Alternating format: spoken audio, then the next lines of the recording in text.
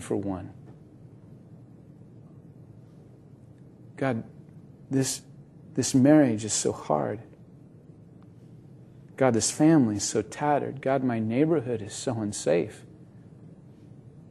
God, my kids' schools, my nation, the people I read on the news struggling in Southeast Asia. God, what are you doing? Would you move? God says, I am. I'm looking for one. Well, this letter, this note that Esther gets, again, if you read the passage, it doesn't really say this, but I think it happens.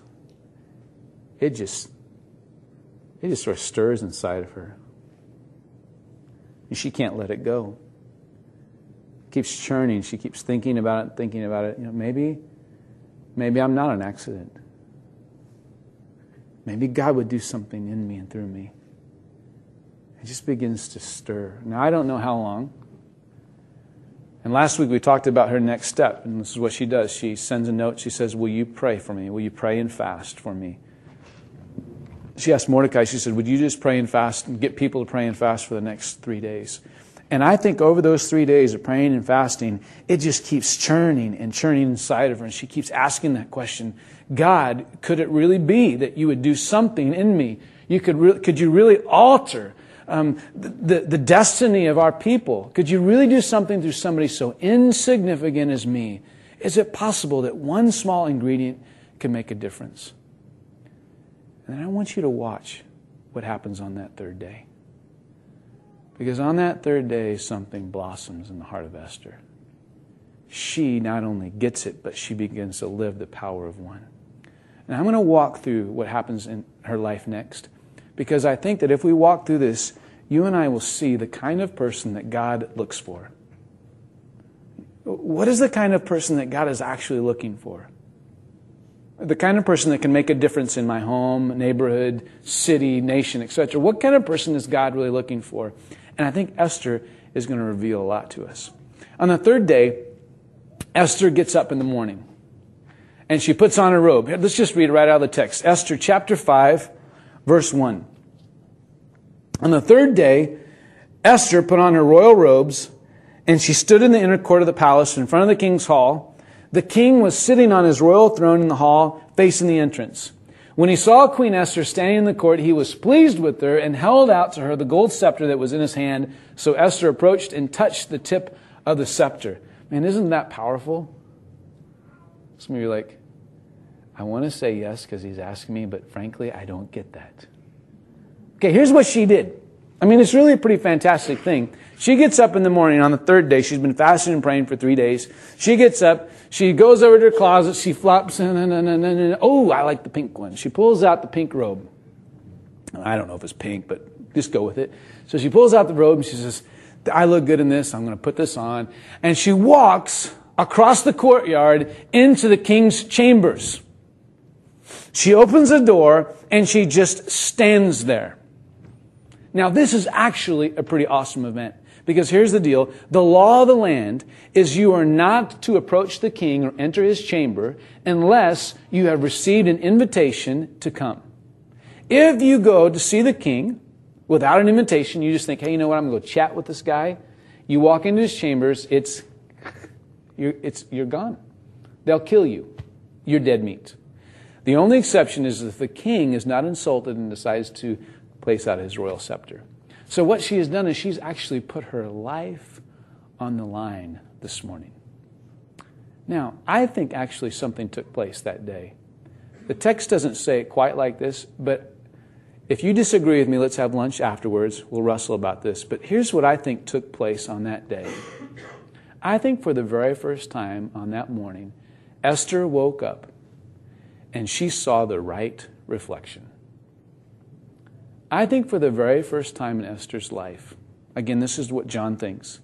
I think for the very first time in her life, she saw herself right. In fact, this is how it says in my notes, and I'd like you to write down, the person that God uses has the right reflection. They see themselves the way God intends them to. I think a lot of us walk through life with a distorted image of ourselves. We walk through life with a distorted image of ourselves, and we become unable, makes us unuseful to God. I think Esther wakes up that morning, and maybe for the first time, she gets it. She gets the right reflection in the mirror. Now, what is that right reflection? Here's what I think the right biblical reflection is in the mirror. This is how God wants us to view ourselves. Number one, I think Esther sees this, and I think you and I need to get it. Number one, she sees that she is not worthless. This is the right reflection. She sees for the first time that she's not insignificant. She is not worthless. The psalmist writes in Psalm 17? The psalmist says, God, keep me as the apple of your eye. The psalmist says, I get it. God, when you look at me, you see treasure. You know, that's God's perspective of you. When God looks at you, you're the apple of His eye. He looks at you and goes, man, John, you rock. Man, you are an incredible treasure. In Romans 5:8 it says, but God demonstrates His love toward us in this. While we were yet sinners, Christ died for us. Jesus Christ, God's very own Son, God sacrificed Him for you. Do you think you're worthless? You think anybody in their right mind would sacrifice their own kid for something worthless? No way. When God looks at you, He sees something so incredibly valuable. For some reason, when Esther woke up that morning, I think she looked in the mirror and she said, you know what? I'm significant. I'm here for a purpose. I'm not an accident. I'm not just some amoeba that kind of bubbled up out of the, primordial stew. Became a chimpanzee and eventually stood up straight, and I just happened to be here on accident in 2008. I'm a creation of the living God, and I have incredible worth and value. Not only that, so the biblical view of ourselves is one saying, I'm not worthless. The second part of that thing is this: I am also not sufficient. Write that down. I am not sufficient.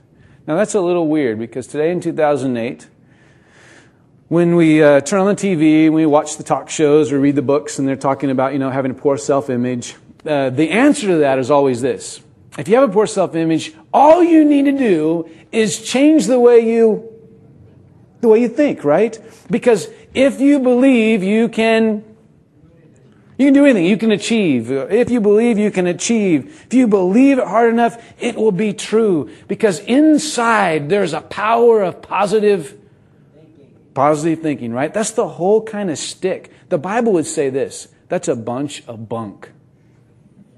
You can think all day long about how great this will be, and it's not going to make anything happen.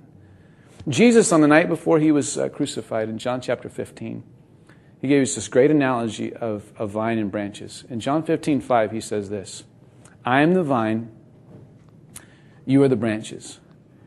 If a man remains in me and I in him, he will bear much fruit. Now watch what He says next. Apart from me, you can do whatever you think about. No, that's not what He says. He says, apart from me, you can do absolutely nothing. Jesus says it's impossible for you to do anything of significance in this world. The only one who can work significance, the only one who can make a difference, is God. You're not worthless. You're incredibly valuable. But you on your own are not sufficient. This is what we would call biblical humility. That's what we call biblical humility. Humility, it's really not, like kicking yourself. When you look in the mirror, real humility never looks in the mirror and goes, man, you are dirt ugly. Real humility looks in the mirror and says, man, I'm a creation of God. I have worth. I'm here for a purpose. God, would you use me? Because I can do absolutely nothing today outside of your power.